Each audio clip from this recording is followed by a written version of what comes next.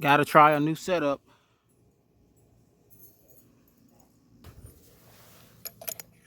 Put it like that, and then I'm gonna put the chain through here. Hopefully it works. Zeus then broke my my other dog setup. He broke this out the ground, pulled it out the ground. I had it up to here, at least 4 feet, wherever 4 feet is. Had it on the end of that, you know, a clothesline pole. He didn't pull it out. Gotta try something to keep this dog secure.